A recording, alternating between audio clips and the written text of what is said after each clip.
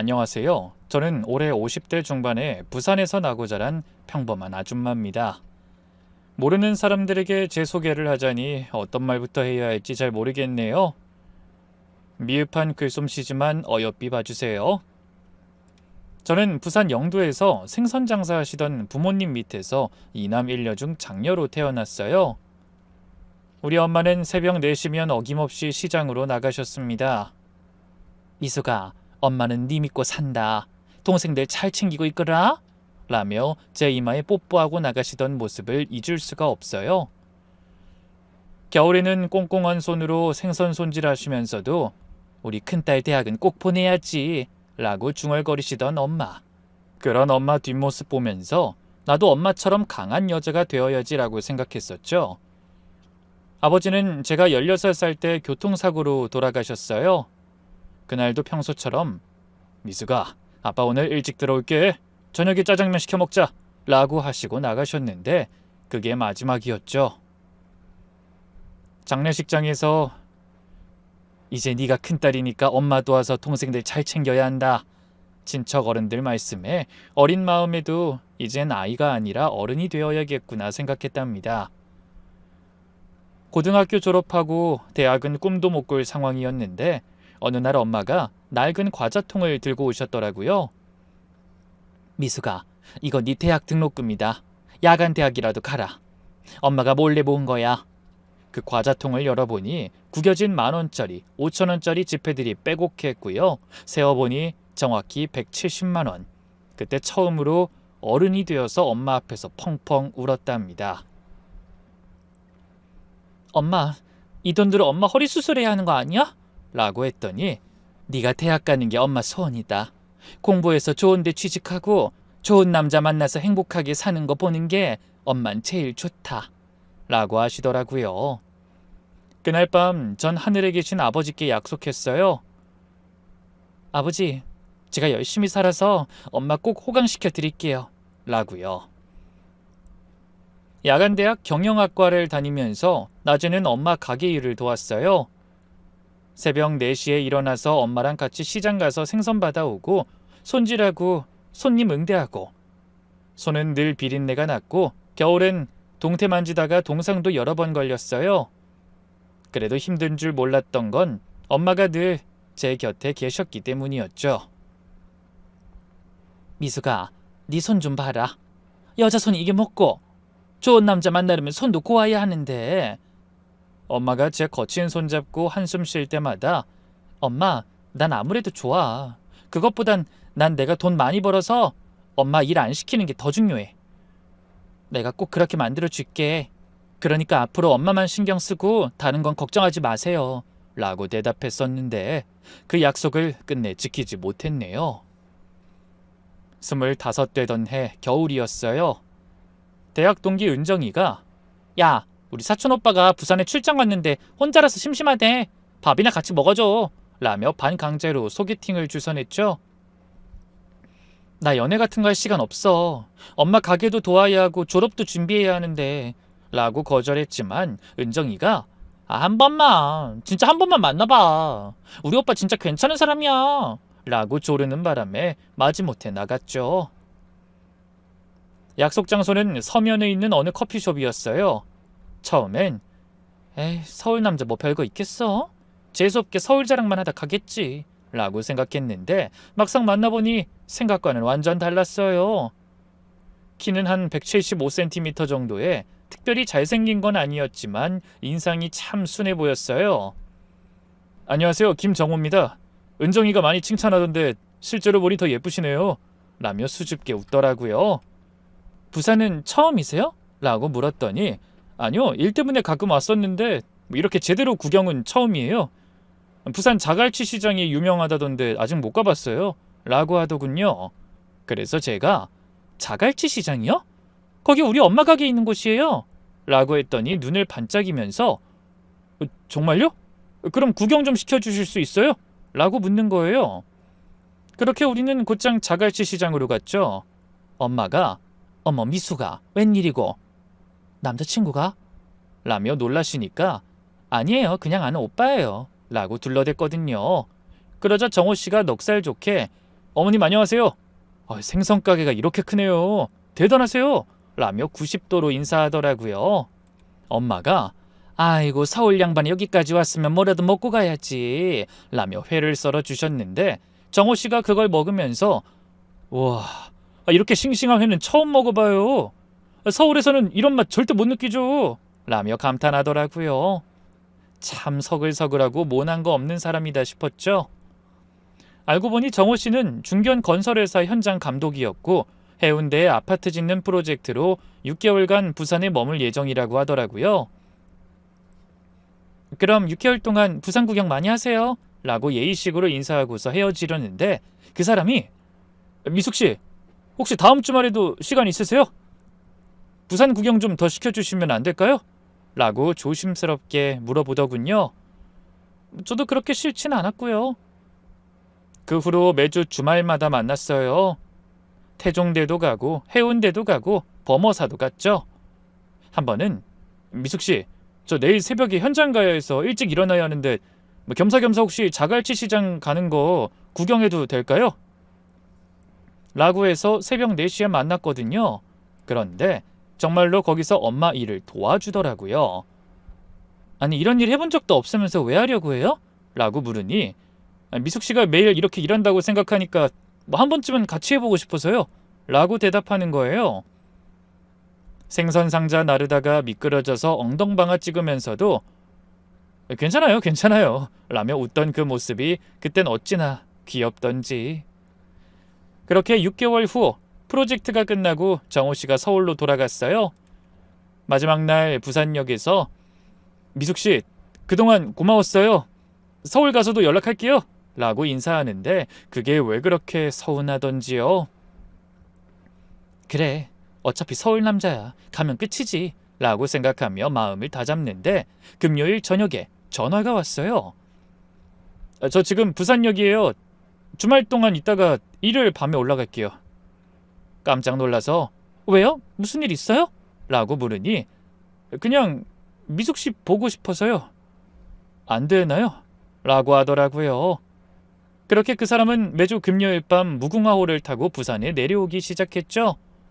기차표가 얼만데 매주 와요. 돈 아까워요. 라고 했더니 미숙씨 한 번 보는 게 10만 원이면 싼 거죠. 이것도 투자예요 투자. 라며 웃더군요. 겨울엔 난방도 안 되는 기차에서 5시간 넘게 걸려서 오고 여름엔 에어컨 없는 객차에서 땀 뻘뻘 흘리면서도 매주 왔어요. 한 번엔 폭설이 내려서 기차가 7시간이나 지연됐는데도 새벽 2시에 도착해서는 저 왔어요. 제가 좀 늦었죠? 라고 아무렇지도 않게 전화하더라고요. 이런 날씨에 왜 왔어요? 위험하잖아요. 라고 걱정하니까 일주일 내내 미숙씨 생각만 했거든요. 못 오면 다음 주까지 어떻게 기다려요? 라고 하는 거예요. 그때 처음으로 느꼈어요. 이게 사랑이라는 걸. 1년쯤 지났을 때 정호 씨가 미숙씨 우리 이제 그만 연애하면 안 될까요? 라고 말했습니다.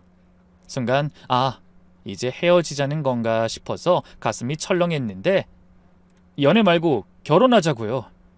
나 미숙씨 없으면 못 살 것 같아요. 라며 무릎을 꿇더라고요. 그것도 엄마 가게 앞에서요. 토요일 오후라 손님들 다 보고 있는데 근데 미숙씨 나 진짜 돈은 없어요. 집도 없고 차도 없어요. 현장 돌아다니는 일이라 고생도 많이 시킬 거예요. 그래도 미숙씨만 보고 살게요. 결혼해 주세요. 라고 큰 소리로 프로포즈했죠. 지나가던 아주머니들이 어머 낭만적이다. 아가씨 빨리 대답해. 이러시고 엄마는 아이고 민망해라. 일어나. 라고 말리셨어요. 그런데도 정호 씨는 미숙씨가 옛살 때까지 안 일어날 거예요. 라며 버티더라고요. 결국 네. 라고 크게 대답했죠. 그때 구경하던 사람들이 다 박수치고 엄마도 그래 잘 생각했다. 사람이 참 진실해 보이더라. 라고 허락해 주셨어요. 우리는 그렇게 5월 5일 어린이날 영도에 있는 작은 예식장에서 결혼식을 올렸습니다. 정호 씨는 홀어머님과 친척 어른들 몇 분만 오셨고 우리 쪽도 가족이랑 가까운 친척들만 모인 조촐한 결혼식이었죠. 원래는 정호 씨 고향인 경기도에서 식을 올렸어야 했지만 정호 씨가 하도 자기 마음의 고향이 영도라 하고 우리 집을 배려해주고 싶다고 해서 결국 부산에서 올렸죠. 신혼여행도 못 갔어요. 남편이 미안해, 다음에 돈 모아서 꼭 해외여행 보내줄게 라고 했지만 전 괜찮았어요. 서울 봉천동 반지하 신혼집으로 가는 택시 안에서 남편이 제 손을 꼭 잡고 여보, 우리 정말 열심히 살아서 행복하게 살자. 절대 후회 안 시킬게 라고 말하던 게 아직도 기억나네요.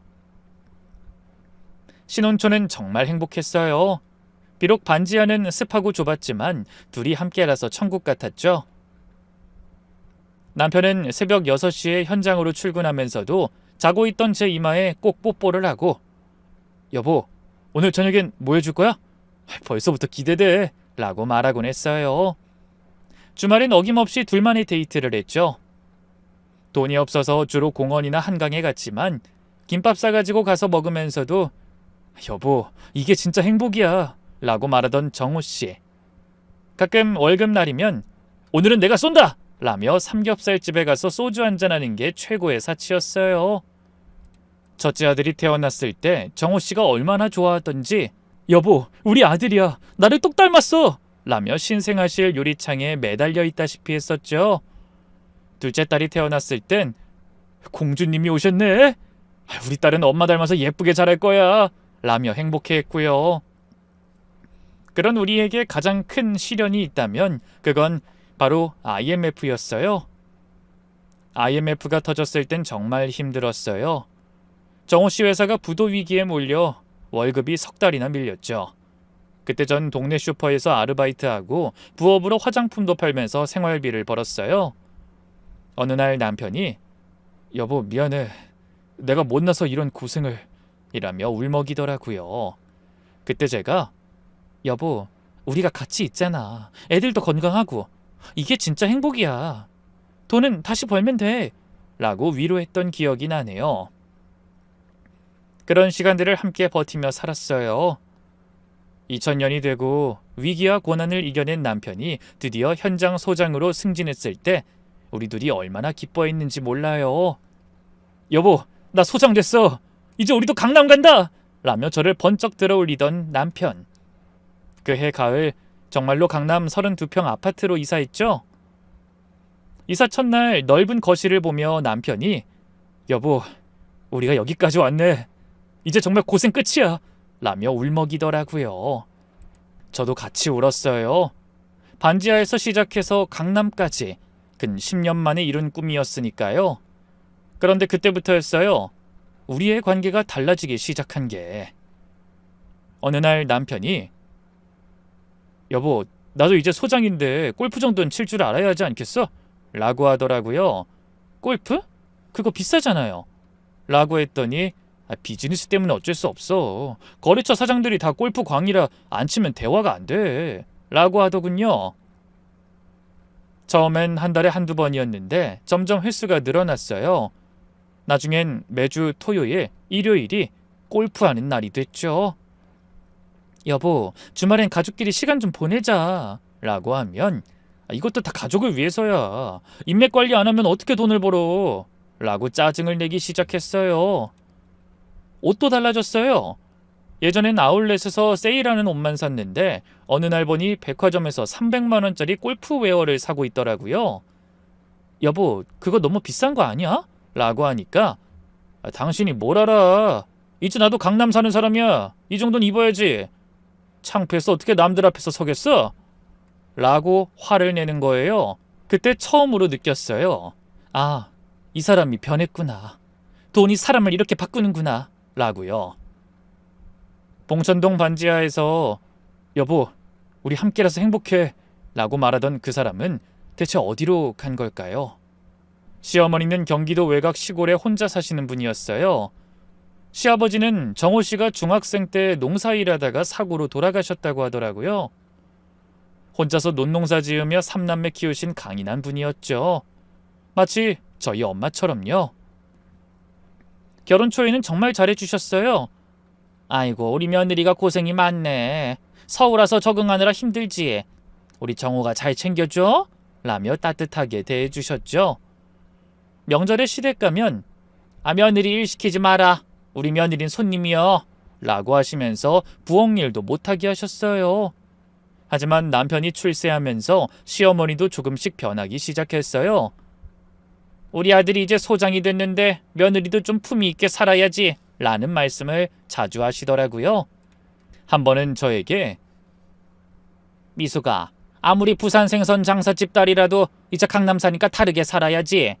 옷도 좀 좋은 거 입고 가방도 명품 하나쯤은 들고 다녀야 정호 얼굴이 서지 않겠어? 라고 하시는 거예요. 네 어머님 신경 쓰겠습니다. 라고 대답했지만 속으론 서운했죠. 부산 생선 장사집 딸이면 어때서. 그래도 시어머니니까 가족이니까 참았어요. 그런데 이제는 남편이 점점 시어머니를 무시하기 시작했죠. 엄마는 시골에서 평생 살았으니 서울 물정 모르시잖아. 라고 대놓고 말하기도 하고요. 시어머니가 아들아 너무 골프만 치지 말고 가족도 좀 생각해라. 라고 충고하시면 엄마가 골프를 알아요? 이게 다 사업이에요. 사업. 시골에서 논농사나 지으시던 분이 무슨 이라며 막말까지 하더라고요. 그럴 때마다 전 어머님 정호 씨가 요즘 회사 일로 스트레스가 많아서 그래요. 이해해 주세요. 라고 중간에서 다독였죠. 그럼 시어머니는 그래도 지가 애미한테 그런 식으로 말하면 쓰나? 라고 서운해 하시다가도 이럴 때 보면 며느리가 있어서 다행이요. 네가 우리 아들 잘 챙겨줘. 라고 해주시더라고요. 그러다 몇 년 전 가을 10월쯤이었을 거예요. 세탁소에 남편 양복을 맡기려고 주머니를 확인하는데 립스틱 묻은 담배가 나왔어요. 진한 빨간색 립스틱이 선명하게 묻어 있었죠. 이상하다. 나는 이런 색 립스틱 안 쓰는데. 며칠 후 골프백을 정리하다 더 충격적인 걸 발견했어요. 작은 파우치가 있었는데 열어보니 여자 화장품이 가득했죠. 쿠션 팩트, 립글로스, 향수. 분명히 제 것이 아니었어요. 의심이 더해진 저는 몰래 카드 명세서를 확인해봤는데 더 가관이었어요. 청담동 명품관, 압구정 여성 액세서리 가게, 그리고 강남 모텔. 날짜를 확인해보니 정호 씨가 야근이라고 했던 날들이었죠. 설마 정말 그런 거야? 전 손발이 덜덜 떨리면서도 증거를 더 모으기 시작했어요. 남편 차에 소형 녹음기도 숨겨놓고 핸드폰 문자도 몰래 확인하고 바람 피우는 사람에 대한 건 일일이 다 지우는 것 같았어요. 그러다 결정적인 걸 발견했죠. 남편 골프 동호회 단톡방에서 정호 형, 오늘도 그 캐디랑 라운딩 하시네요. 부럽습니다. 이렇게 온 메시지를 본 거예요. 화가 머리 끝까지 났어요. 우선 내일 애들이 없을 때 남편한테 다 털어놓으라고 해야지. 이혼이든 뭐든 각오하고. 그런데 바로 다음 날 아침에 부산에서 전화가 왔어요. 큰일 났어요. 어머니가 길에서 쓰러지셔서 병원에 계세요. 모든 건 한순간에 무너졌어요. 불륜 증거고 뭐고 다 내팽개치고 부산으로 달려갔죠. 다행히 경미한 뇌경색이었는데 의사 선생님이 혈관이 많이 약해지셨어요. 앞으로 조심하셔야 합니다. 재발하면 위험해요. 라고 하시더라고요. 그 후로 엄마는 자주 아프셨어요. 한 달에 2-3번은 부산에 내려가야 했죠. 병원비도 만만치 않았고 간병도 해야 했고 그 와중에 남편은 또 부산 가? 돈이 얼마나 드는데? 라며 짜증만 냈어요. 그래도 전 엄마가 우선이었어요. 남편의 불륜 문제는 나중에 해결하자고 생각했죠. 엄마가 좀 나으시면 그때 따지자. 지금은 엄마가 먼저야. 근데 그게 실수였어요. 그 시간 동안 정호 씨는 더 대담해졌고 결국 그 다음해 2월 어느 날 평생 잊을 수 없는 날이 됐죠. 핸드폰 벨소리에 잠에서 깼는데 화면에 옆집 아주머니라고 떠 있더라고요. 부산에 계신 엄마 옆집 아주머니 번호였어요. 새벽에 웬 전화인가 싶어서 불안한 마음으로 받았죠. 따님 큰일 났어요. 어머니가 화장실에서 쓰러지셨는데 의식이 없어요. 119 불렀는데 따님도 빨리 오세요. 그 순간 온몸에 소름이 쫙 돋았어요. 손이 덜덜 떨려서 전화기도 제대로 못 잡겠더라고요.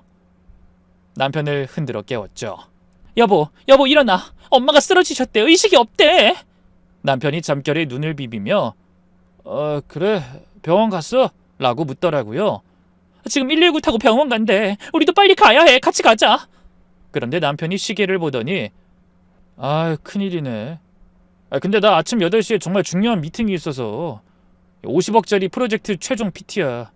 이거 놓치면 회사가 위험해져. 라고 하는 거예요. 지금 그게 중요해? 엄마가 죽을지도 모르는데. 먼저 가 있어. 미팅 끝나고 바로 내려갈게. 오후엔 꼭 갈게. 약속해. 화가 났지만 정말 급한 일이면 어쩔 수 없다고 생각했어요. 그때까지만 해도 남편을 믿었으니까요. 최소한 이런 일로 거짓말할 거라고는 생각하지 않았어요. 그렇게 급하게 옷 챙겨 입고 서울역으로 달려갔죠. 첫 KTX를 타고 기차 안에서 계속 기도했어요. 하느님, 제발 우리 엄마 살려주세요. 제가 뭐든 다 할게요. 제발 한 번만 더 기회를 주세요.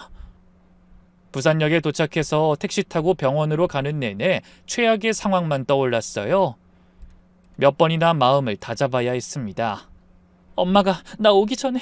아니야, 그럴 리 없어. 우리 엄만 강하셔. 꼭 버티고 계실 거야. 병원 중환자실 앞에 도착했을 때 의사 선생님이 저를 따로 부르시더라고요. 보호자분이시죠? 어머님이 뇌출혈로 쓰러지셨는데 상태가 매우 위중합니다. 응급수술은 했지만 의식을 회복할 가능성은 희박합니다. 마음의 준비를 하셔야 할 것 같습니다. 그 말을 듣는 순간 다리에 힘이 풀려서 그 자리에 주저앉을 뻔했어요. 간호사분이 부축해 주셔서 겨우 의자에 앉았죠.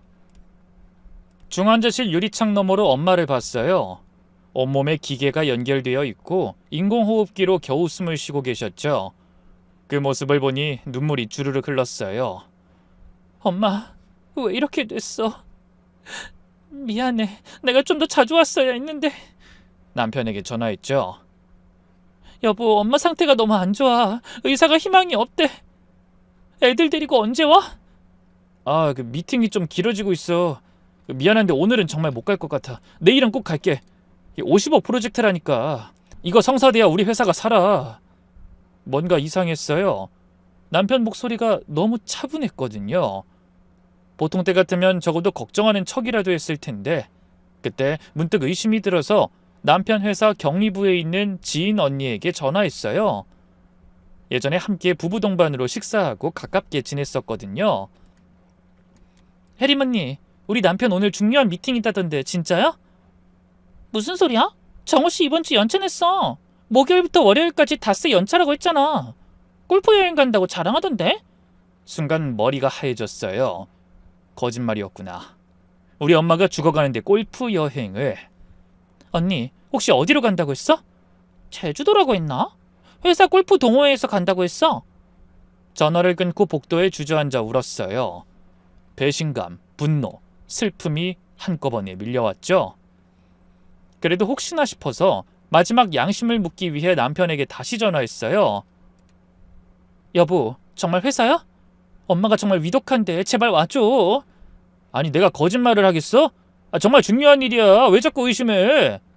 짜증나게. 끊어! 그렇게 화내며 전화를 끊더라고요. 바보같이 기대했던 제가 너무 한심했어요. 3일 동안 전 엄마 곁을 떠나지 않았어요. 의식이 없으셨지만 계속 말을 걸었죠. 엄마, 미숙이야. 엄마 목소리 한 번만 더 듣고 싶어. 엄마가 해준 된장찌개 먹고 싶어. 엄마 제발 일어나. 아이들 데리고 올 정신이 없어 결국 혜림 언니가 데려와 줬어요. 아이들에게 외할머니의 마지막 모습을 기억하게 해주고 싶어서 눈에 잘 담아두라고 했죠. 그리고 다음날 새벽, 심전도 모니터가 요란하게 울리기 시작했어요. 의사와 간호사들이 뛰어왔지만 죄송합니다. 운명하셨습니다. 엄마 손을 꼭 잡고 있었는데 마지막 순간에 엄마가 제 손을 살짝 쥐었다가 놓으시는 걸 느꼈어요. 마치 괜찮아, 이제 편히 쉴게 라고 말하시는 것 같았죠.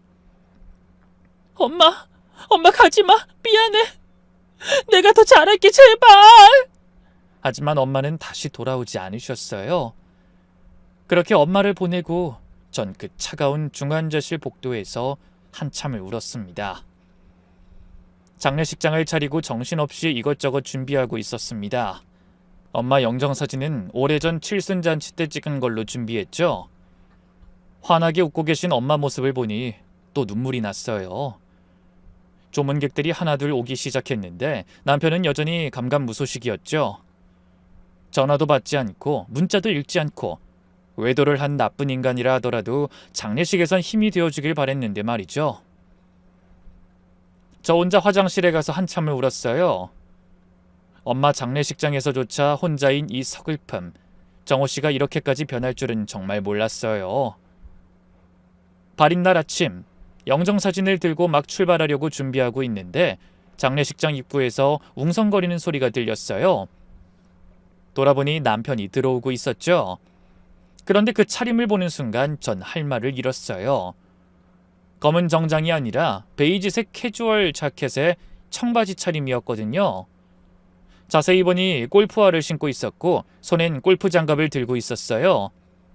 머리도 바람에 날린 건지 헝클어져 있었고 얼굴은 햇볕에 탄 건지 빨갰죠. 그래도 나 안 늦었지? 요즘 너무 바빠서. 능청스럽게 웃으며 다가오는데 심지어 술 냄새까지 났어요. 주변 사람들의 시선이 느껴졌지만 전 최대한 침착하게 대답했죠. 와줘서 고마워요. 마음에도 없는 소리였지만 엄마 마지막 가시는 길에 소란 피우고 싶지 않았거든요.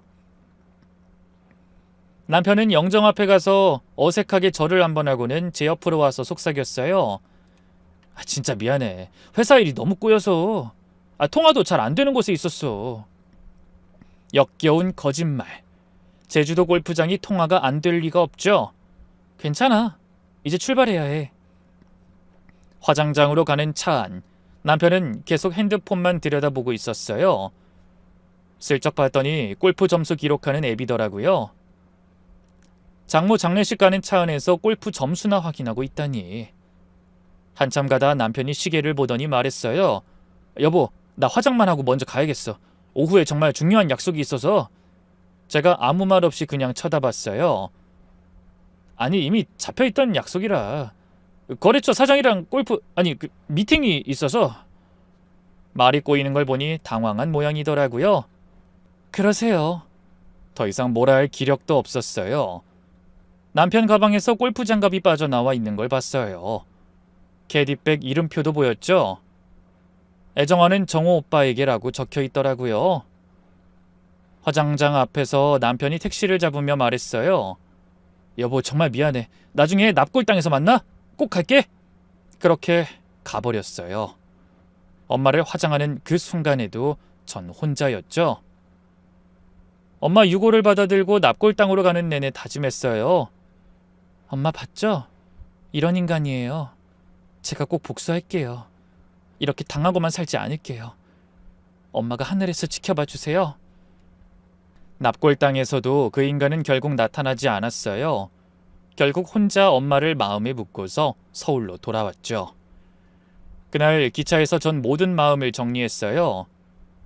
엄마 장례식이 끝나고 서울로 돌아온 날 밤 전 화장실에서 한참을 울었어요.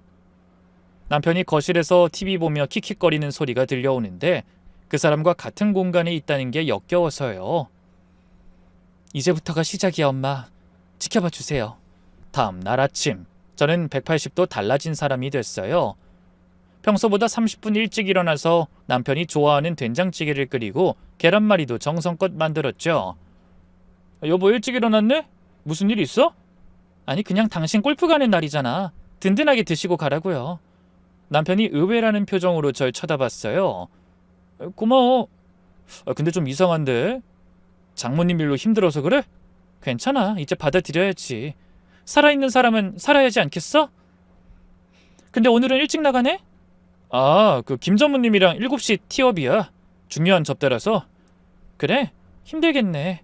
그가 못했던 집 정리 다 해둘 테니까 다녀와. 남편이 기분 좋은지 밥을 먹으며 신나게 말했어요. 참, 다음 주에 엄마 생일인데 시간 되면 같이 가자. 엄마가 요즘 좀 외로워하시는 것 같아. 그래, 꼭 같이 가자. 마음속으로는 네가 그 약속을 지킬까? 라고 생각했지만요. 남편이 현관문을 나서자마자 전 곧바로 그의 서재로 향했어요. 이전엔 한 번도 들어간 적 없어서 저를 의심한 적 없었죠. 책상 서랍부터 뒤지기 시작했어요. 첫 번째 서랍엔 회사 서류들, 두 번째는 각종 계약서들, 그리고 세 번째 서랍 안쪽, 이중으로 잠긴 비밀 공간을 발견했어요. 열쇠는 남편이 항상 차키에 달고 다니는 걸 알고 있었는데 예비키를 책상 밑에 테이프로 붙여놨더라고요. 열어보니 통장이 4개나 있었어요. 국민은행 3,200만 원, 신한은행 5,500만 원, 우리은행 4,800만 원, 농협 6천만 원. 합치면 거의 2억이 넘는 비자금이었죠. 이런 돈이 있으면서 엄마 병원비 300만 원이 아깝다고 했던 거예요. 통장 하나하나 사진을 찍으면서 분노가 치밀어 올랐어요. 컴퓨터도 확인했어요.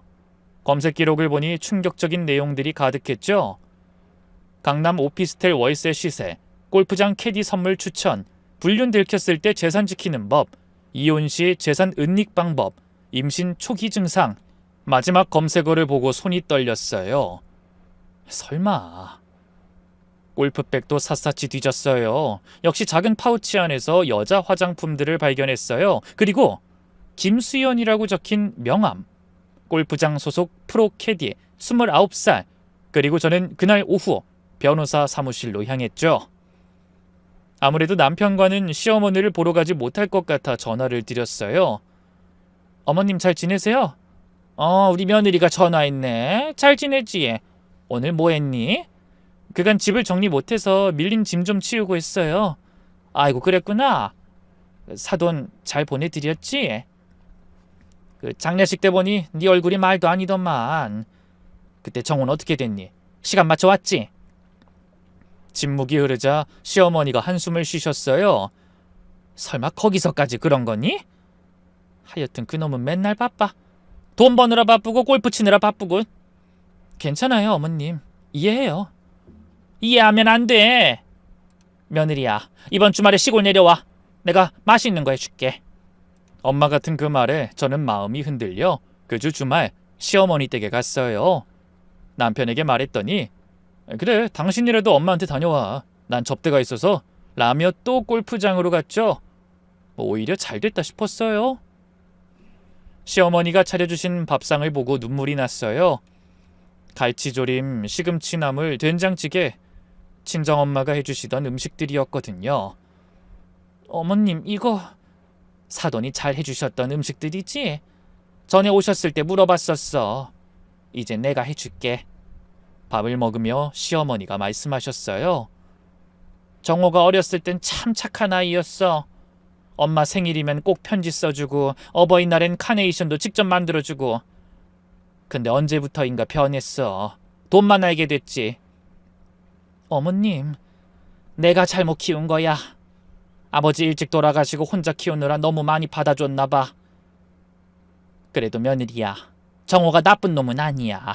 그냥 철이 없는 거지. 그래도 아직 가끔 전화해서 엄마 보고 싶어 라고 하거든. 물론 막상 오라고 하면 바쁘다고 하지만. 시어머니는 아들을 미워하면서도 여전히 사랑하고 계셨어요. 어머님, 정호 씨가 요즘 좀 이상한 것 같은데 혹시 뭔가 아세요? 왜? 무슨 일 있어? 그냥 너무 자주 집을 비워서요. 시어머니가 깊은 한숨을 쉬셨어요. 사실 나도 의심스러워. 내 입으로 할 말은 아니지만 정호가 원래 여자 문제가 좀 있었거든. 결혼 전에도 말썽 피운 적 있고. 혹시 또 그런 건 아닌가 싶어서. 어머님도 아셨군요. 그날 시어머니는 많은 이야기를 해주셨어요. 정호 씨의 어린 시절, 사춘기 때의 방황, 그리고 지금의 모습까지. 4월 둘째 주 사설 탐정을 하는 사람을 찾아갔어요. 알아보니 흥신소가 외도 증거를 잡는 데는 최고라고 하더라고요. 정확히 일주일 후 흥신소 직원이 가져온 자료를 보고 전 그 자리에서 무너져 내렸어요. 우선 진정하시고요. 일단 물 좀 마시고 보세요. 사진이 수백 장이었어요. 남편이 그 캐디와 골프장에서 포옹하는 사진, 레스토랑에서 손잡고 있는 사진, 강남의 한 오피스텔에 함께 들어가는 사진. 모든 게 충격적이라 몸이 휘청이는 것 같았어요. 하지만 정신을 붙잡고 봤죠. 여자 이름은 김수연, 29살. 작년 9월부터 만났습니다. 그리고 남편분이 회사 돈을 횡령한 흔적이 있습니다. 골프 접대비 명목으로 허위 영수증 만들어서 매달 1,000만 원씩 빼가고 있다네요. 회사 돈을 횡령해요? 네, 실제로는 개인 골프하고 그 여자한테 쓰는 거죠. 이거 증거만 확실하면 형사처벌감이에요. 직원이 서류를 더 꺼냈어요. 더 충격적인 게 있습니다만 바로 이 사진입니다. 산부인과 같이 들어가는 사진이요. 그 여자 임신했습니다. 병원 기록 확인해보지 않았지만 적어도 임신 3개월이에요. 절망한 채로 집으로 향하는데 시어머니한테서 전화가 왔어요. 며느리야, 나 좀 이상해. 가슴이 너무 아프고 숨이 안 쉬어져. 그때가 친정엄마가 돌아가신 지 정확히 2주째 되는 날이었어요. 시어머니가 급성 심근경색으로 쓰러지셨다는 거예요. 병원으로 달려가는 내내 설마 시어머니까지 하는 불안감에 온몸이 떨렸어요. 다행히 골든타임 내에 오셔서 시술은 성공했습니다. 하지만 심장 기능이 많이 약해진 상태라 앞으로가 걱정입니다. 그래도 이건 어머니의 일이니 남편한테 연락했습니다. 어머님이 중환자실에 계셔. 심근경색이었대. 뭐? 엄마가? 잠깐만. 전화 너머로 누군가와 대화하는 소리가 들렸어요. 아니, 김 사장님, 제가 지금 급한 일이...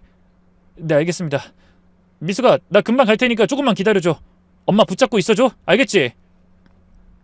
우리 엄마 일은 그렇게 못 들은 척하더니 어머니 일이라 그런지 급해 보이긴 하더군요. 중환자실 앞에서 혼자 밤을 새웠어요. 간호사들이 보호자님 혼자세요? 라고 물을 때마다 아니요, 남편 곧 올 거예요 라고 대답했지만 정호 씨는 다음날 아침이 되어서야 나타났어요. 미안, 기차가 끊겨서 운전해서 오느라 늦었어. 엄마는 어때? 시어머니가 일반 병실로 옮기신 후 의식을 회복하셨어요. 왔니? 엄마 괜찮아? 많이 놀랐지? 남편이 시어머니 손을 잡으며 눈물을 글썽였어요. 저는 그 기본적인 모습마저도 가증스럽게 느껴지더라고요. 왜 왔어? 어차피 금방 올라갈 거. 아니, 무슨 소리야 엄마. 내가 어떻게 안 와봐. 다른 생각 말고 지금은 건강만 생각해. 그 모습을 보니 혼란스러웠어요. 저 사람이 진짜 어머니를 사랑하는 건가? 자기 가족은 진심으로 생각하는 사람인가? 아니면 또 다른 연기인가? 며칠 후 시어머니가 갑자기 절 불렀어요. 며느리야, 우리 둘이 얘기 좀 하자. 네, 어머님. 변호사 좀 불러줄래? 유언장 써놓으려고. 어머님 아직 그런 거 생각하실 때가... 아니야, 내 몸은 내가 알아. 미리 정리해놔야 마음이 편할 것 같아. 그날 오후 병실에 변호사가 왔어요. 시어머니는 차분하게 말씀하셨죠. 내 전 재산을 며느리 김미숙에게 유증한다. 변호사도 저도 놀랐어요. 어머님, 그건 정호 씨가 아들인데... 내가 정호를 사랑하지 않는 게 아니야. 하지만... 시어머니가 잠시 말을 멈췄다가 이어갔어요. 그 아이는 돈이 있으면 다 써버릴 거야. 골프에, 또 다른 데 쓰겠지. 하지만 넌 달라. 네가 관리하면 돈이 올바른 데 쓰일 거야. 차라리 그게 나아. 걔도 자신이 한 일에 책임을 질 줄 알아야지. 어머님. 그리고 정호가 바람 피우는 거 알지? 깜짝 놀라서 어머님을 바라봤어요. 어머님. 내 눈엔 다 보여. 걔가 아직도 사람이 덜 됐구나. 네가 이혼하든 뭘 하든 이해할게. 정호는 길바닥에 나앉더라도 재산은 네가 가져. 그래야 손주들 키울 거 아니니. 정호가 어떻게 되든 그건 그 아이 몫이다. 그리고 시어머니가 충격적인 얘기를 하셨어요. 그리고 사실 정호가 내 도장이랑 신분증 가져간 것도 알아. 은행에서 연락이 왔더라고. 3억 대출받았다면서. 네? 그런데 왜... 그냥 뭐 하나 두고 받지. 보아하니 그 골프인가 뭔진가 샀거나 뭐 여자한테 썼겠지. 미친놈. 이것도 증거로 써. 나중에 필요하면. 시어머니는 모든 걸 알고 계셨던 거예요. 내 방 장롱 뒤에 현금 2억 숨겨놨어. 평생 모은 거야. 통장도 있어. 농협에 3억, 국민은행에 2억, 신한은행에 3억. 시골 땅은 요즘 개발 얘기 나와서 15억은 받을 거야.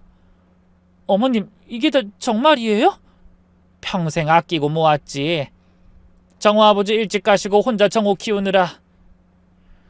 이제 다 네 거야. 손주들 올바르게 키워줘. 그것만 믿는다. 사실 전 이미 모든 준비를 마친 상태였죠. 지난 한 달간 남편의 모든 비리를 파헤쳤으니까요. 추가로 얻어낸 불륜 증거, 회사 횡령 자료와 이제는 시어머니가 남겨주신 도장 도용 서류까지. 그 생각을 하며 병실 간이 침대에서 잠든 척하고 있을 때 심전도 모니터 알람이 울리기 시작했어요. 보호자님, 응급 상황입니다. 달려가 보니 의료진이 심폐소생술을 시도하고 있었죠. 30분간의 사투 끝에 3시 27분 사망 확인입니다. 엄마가 돌아가신 지 정확히 한 달이 된 날 시어머니가 떠나셨어요.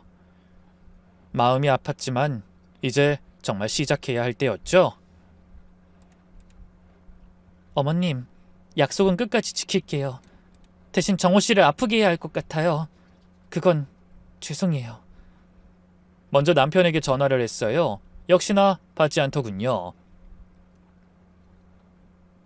여보, 어머님 방금 돌아가셨어. 어? 뭐라고? 잠깐만. 여기 일본 바이어랑 미팅 중인데 지금 음악 소리 때문에. 전화 너머로 요란한 음악과 여자들 웃음소리가 들렸어요. 분명 룸사롱이었죠. 거짓말도 오히려 좋았어요. 제 계획대로니까요. 여보, 지금 정확히 어디서 미팅하는지 알려줘. 그 정도는 말해줄 수 있지? 그 강남 땡땡 호텔 비즈니스 라운지에서 미팅 중이야. 그래. 수고하세요. 전화를 끊고 냉소를 지었어요. 완벽한 거짓말 증거를 확보한 거죠. 바로 행동에 들어갔어요. 먼저 장례식장을 정했는데 일부러 정호 씨 회사 건물 1층 장례식장으로 정했어요. 회사 사람들이 피할 수 없게 말이죠. 다행히 어머님 사시는 곳이 회사 가까이였기도 하고요. 그리고 미리 작성해둔 문자들을 발송하기 시작했어요. 첫 번째, 정호 씨 회사 상사에게. 새벽에 죄송합니다. 김정호 부장 아내입니다. 방금 시어머니가 돌아가셨는데 남편이 일본 바이어와 강남 땡땡 호텔에서 미팅 중이라네요. 회사에 그런 미팅이 있나요? 그리고 정호가 매달 접대비로 1,000만 원씩 쓴다던데 실제 접대 실적이 있는지 궁금해서요. 장례식은 회사 1층에서 치릅니다.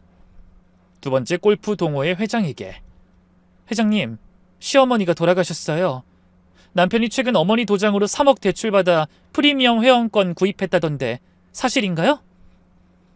어머니가 돌아가시기 전 경찰에 신고하라고 증거를 주셨는데 장례 끝나고 처리하려고요. 세 번째, 친척 단톡방. 시어머니께서 새벽에 돌아가셨습니다. 친정엄마 부고에 이어 정확히 한 달 만입니다. 정호 씨는 일본 바이어와 땡땡 호텔에서 미팅 중이라 못 온답니다.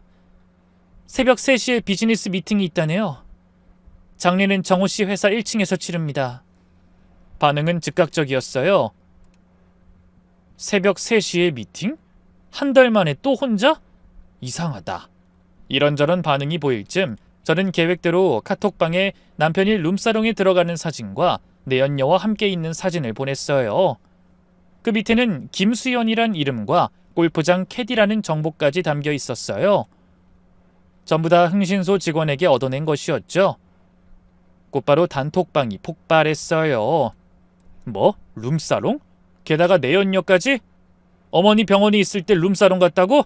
폐륜하네. 미숙이 불쌍해서 어떡해. 전 계획대로 대응했어요. 제가 속았나봐요. 설마 인간의 탈을 쓰고 이럴 줄은 몰랐는데. 이미 불은 붙었죠. 새벽 4시인데도 단톡방은 난리였어요. 그리고 중요한 준비를 했어요. 조문객들이 앉는 테이블마다 앨범을 올려뒀죠. 시어머니 사진들 사이에 교묘하게 정호 씨의 문제적인 행동들을 보여주는 사진도 섞어놨어요. 병원 면회 기록 0회, 골프장 출입 기록 월 20회 같은 자료들이죠. 9시가 되고 조문객들이 오기 시작했어요. 한참 손님들을 받고 있던 중 이윽고 어머니의 부고 문자를 본 남편이 도착했어요. 예상대로 엉망인 모습이었죠. 양복은 구겨져 있고 흰 셔츠엔 빨간 립스틱 자국이 선명했어요. 게다가 온몸에서 술 냄새와 여자 향수 냄새가 진동했죠. 미수가 미안해. 정말 미안해. 엄마. 빈소로 들어가 오열하는 남편의 모습. 하지만 전 그 눈물이 진짠지 의심스러웠어요. 아침이 되고 첫 조문객이 도착했어요. 다름 아닌 정호씨 회사 상사였죠. 김 부장, 그리고 사모님, 삼가 조의를 표합니다. 사장님 일찍 오셨네요. 감사합니다. 사장님이 저에게 다가와 작은 목소리로 물었어요. 사모님, 김 부장이 정말 일본 바이어 미팅했나요? 그것도 새벽 3시에? 네, 땡땡 호텔에서 했다고 하더라고요. 이상하네. 우리 회사 일본 거래처는 다음 달에나 올 예정인데, 그리고 그 호텔은 우리 지정 호텔도 아니고 접대비 관련해서도 확인 중이에요. 씨앗에 물을 준 거죠. 얼마 후 회사 직원들이 단체로 조문을 왔어요. 그중 격리부에 있던 그 지인 언니가 저를 조용히 불렀어요. 미수가 잠깐만. 언니. 사장님 지시로 정호씨 법인카드 사용 내역 확인해봤는데 최근 10개월간 접대비 명목으로 1억 2천만 원이 나갔는데 실제 접대 보고서는 3건뿐이래. 어머, 그럼 나머진 대부분 개인 골프와 유흥업소에서 사용한 것 같아. 이거 분명 횡령에 해당돼. 제가 일부러 놀라는 표정을 지어 보였죠. 정말? 남편이 그런 일을... 어떡하지? 일단 사장님께 보고 드렸고 아마 감사팀에서 정식 조사 들어갈 거야. 주변에 있던 다른 직원들도 대화를 들었어요. 좁은 공간에서 소문은 빛의 속도니까요. 몇 시간 후 골프 동호회 멤버들이 왔어요. 회장이 정호 씨를 따로 불렀죠. 김정호, 너 정말 어머니 도장으로 3억 대출 받았어? 네? 그걸 어떻게 하셨어요? 아니, 그게 사실은... 미쳤구나. 그게 범죄라는 걸 몰라? 사기의 문서 위조야. 형님, 제가 설명할게요. 설명은 무슨... 우리 동호회 명예에 먹칠하는 놈은 필요 없어. 제 명이야. 다른 조문객들도 남편을 보고 수근거리기 시작했어요. 오후 2시 결정적인 순간이 왔어요. 검은 원피스를 입은 젊은 여자가 들어왔죠. 김수연, 29살의 그 캐디였어요. 제가 일부러 남편 번호로 해서 부고를 보냈거든요. 문제는 그녀의 배가 확연히 불러 있었다는 거죠. 임신 4개월은 되어 보였어요. 조문객들의 시선이 일제히 그녀에게 쏠렸어요. 저 사람 그 골프장 캐디 아니야? 맞아, 김수연이야. 근데 배가... 임신한 건 맞지? 사람들이 수근거리자 그 여자는 당황하며 정호 씨를 찾는 눈빛을 보냈어요. 남편의 얼굴은 하얗게 질려 있었죠. 그때 제가 일어났어요. 어서 오세요. 조문 와주셔서 감사합니다. 아, 네. 저기 혹시 남편 아시는 분이신가요? 아, 골프장에서 일하시는 그분인가? 정호 씨가 골프를 워낙 좋아해서. 근데 몸이 좀 불편하신 것 같은데 앉아서 쉬세요. 아니, 괜찮아요. 저 그냥... 임신하셨구나. 몇 개월이세요? 조심하셔야 하는데 이런 데까지 오시고. 모든 조문객의 시선이 그녀의 배로 향했어요. 혹시 아기 아빠도 같이 오셨어요? 그 순간 그녀는 얼굴이 빨개지더니 뛰쳐나갔어요. 조문객들 사이에서 폭발적인 반응이 일어났죠. 들었어? 저 배에 든 게 김정호 부장 아이래. 아이, 미쳤네. 어머니 병원에 있을 때 바람 피워서 애까지? 저러니까 병문안도 안 갔구나? 그때 남편이 저를 끌고 밖으로 나갔어요. 아, 미수가 왜 그런 말을 해? 무슨 말? 임신한 여자분께 자리 구하는 게 잘못이야? 아이, 그게 아니라 그 여자분이 누구길래 그렇게 당황해? 당신 설마... 더 이상 할 말이 없는 남편은 급히 다시 빈소로 들어갔죠. 오후가 되고 제가 준비한 하이라이트가 시작됐어요. 변호사가 도착했죠. 여러분, 잠시 주목해 주십시오. 고인의 유언장을 공개하겠습니다. 남편이 너무나 놀란 표정으로 절 봤어요. 유언장? 그런 게 있었어? 나한테 왜 얘기 안 했어? 제가 부탁한 대로 변호사가 읽기 시작했어요. 본인 소유의 모든 재산을 며느리 김미숙에게 유증한다. 이는 며느리가 본인을 지극정성으로 모신 것에 대한 보답이며 아들 김정호는 상속받을 자격이 없다고 판단한다. 뭐라고? 남편이 벌떡 일어났어요. 이게 말이 돼? 내가 아들인데 엄마가 정신이 온전할 때 쓴 거야? 네. 병원에서 의식이 명료한 상태에서 작성하셨고 공증도 완료됐습니다. 정당한 증여 계약이고요. 그리고 변호사가 서류를 더 꺼냈어요. 고인께서는 김정호 씨가 본인 도장을 도용해 3억을 대출받은 사실도 알고 계셨고 관련 증거를 남기셨습니다. 이때 회사 상사가 일어났어요. 김 부장, 이게 다 사실이야? 횡령의 도장 도용까지? 아이, 저기 이건 오해가... 당장 내 사무실로 와! 감사팀 기다리고 있어! 상사가 화난 표정으로 나가자 회사 사람들도 우르르 따라 나갔어요. 그때 제가 추가 폭탄을 터뜨렸죠. 여러분, 하나 더 알려드릴 게 있습니다. 저는 테이블에 올려져 있던 정호 씨와 캐디의 골프장 데이트 사진, 강남 오피스텔 동거 사진, 산부인과 동행 사진을 가리키며 말했습니다. 제가 지난 한 달간 확인한 자료입니다. 남편이 시어머니 병간호는 한 번도 오지 않으면서 이런 일을 하고 있더군요. 그만해 제발! 사람들이 사진에 더 깊이 관심 갖기 시작했어요.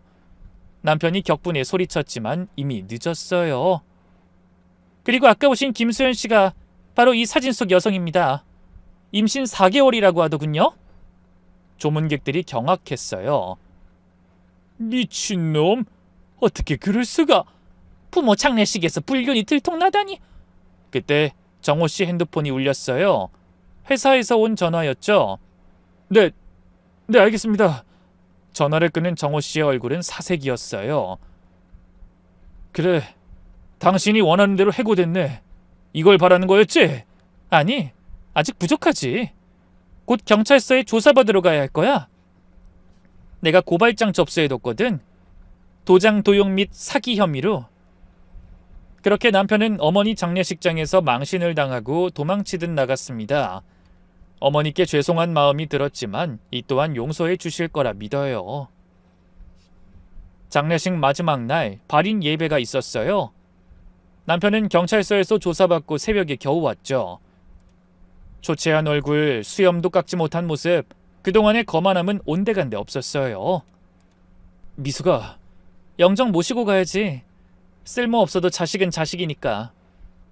화장장 가는 차 안, 정호 씨가 울면서 말했어요.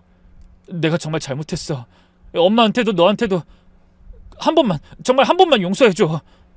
당신 우리 엄마 장례식 때 어디 있었지? 제주도 골프장이었잖아. 그것도 그 여자랑. 그땐 정말 일 때문에. 거짓말 그만해. 다 알아. 그때 제주도 땡땡 리조트에서 그 여자랑 있었잖아.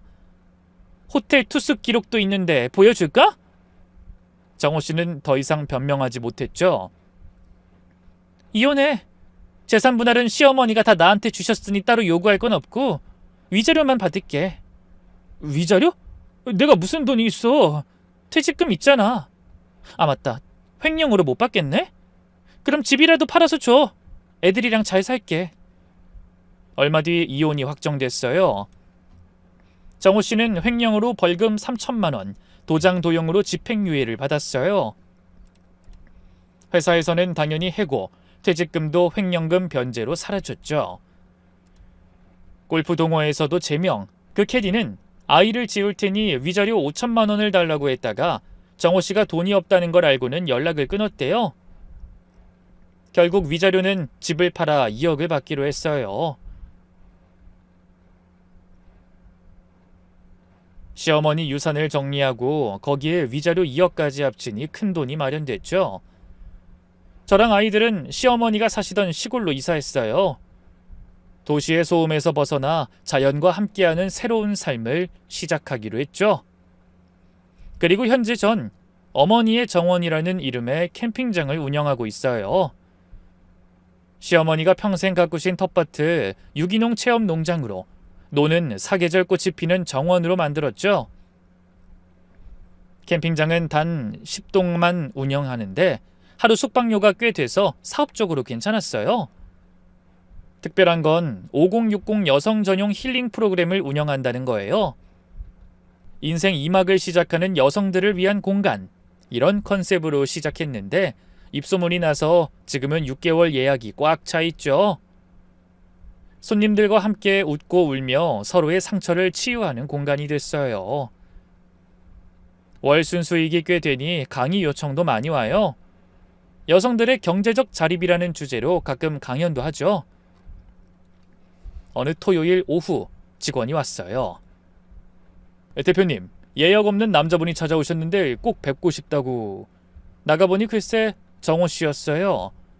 1년 만에 본 그는 완전히 다른 사람이 되어 있었어요. 백발이 성성하고 볼은 푹 꺼지고 싸구려 등산복 차림이었죠. 미수가, 어서 오세요. 무슨 일로 오셨나요? 그냥 엄마 산소 다녀오는 길에 들렀어. 여기가 엄마 땅이었잖아. 네, 그랬죠. 이제 제 땅이지만. 침묵이 흘렀어요. 정호 씨가 먼저 입을 열었죠. 잘 지내는 것 같아서 다행이야. 여기 정말 멋지게 만들었네. 감사해요. 미수가, 내가 정말 후회해. 왜 그땐 그걸 몰랐을까? 가족이 뭔지, 사랑이 뭔지. 이제 와서 그런 말 잘도 하네. 알아, 용서받을 자격도 없다는 거. 그냥 미안하다고 꼭 전하고 싶었어. 정호 씨가 주머니에서 봉투를 꺼냈어요. 이거 별거 아닌데 엄마 좋아하시던 꽃이야. 여기 정원에 심어주면 엄마가 좋아하실 것 같아서. 봉투를 받았어요. 따뜻했어요. 체온이 느껴졌죠. 그럼 잘 지내. 정호 씨가 돌아서는데 뒷모습이 너무 쓸쓸해 보였어요. 정호 씨, 돌아보는 그에게 말했어요. 시어머니가 말은 안 하셨지만 당신이 정말 어려울 땐 도와주길 바라셨겠지. 그러니 필요하면 연락해. 염치 없겠지만. 그리고 이제 골프 말고 다른 일 시작해. 아직 늦지 않았을 테니. 정호 씨는 고개만 끄덕이고 떠났어요. 낡은 경차를 타고 먼지를 일으키며. 사무실로 돌아와 창밖을 봤어요. 어머니의 정원엔 가족 단위 손님들이 행복하게 웃고 있었어요. 텃밭에서 방금 캔 채소로 바베큐를 하고 아이들은 꽃밭에서 뛰놀고. 이게 행복이구나. 책상 위엔 두 어머니 사진이 나란히 있어요. 매일 아침 인사드리죠. 엄마, 어머님, 오늘도 좋은 하루였어요. 내일은 더 좋을 거예요. 그리고 정호 씨가 준 꽃씨를 봤어요. 코스모스 씨앗이었죠. 시어머니가 제일 좋아하시던 꽃. 내일 정원 한쪽에 심어야겠다. 어머님을 위해서, 그리고 용서를 위해서. 이제 복수는 끝났어요. 남은 건 행복뿐이죠. 56세에 시작한 새 인생. 매일이 선물 같아요. 그래서 어떤 의미로는 감사해요. 제게 새로운 인생을 살 기회를 준 거니까요. 두 어머니도 하늘에서 기뻐하실 거예요. 우리 딸이 드디어 제 인생을 찾았구나 라고. 이제 전 누구의 아내도 며느리도 아닌 그냥 김미숙으로 살아갑니다. 행복하게, 당당하게, 그리고 자유롭게.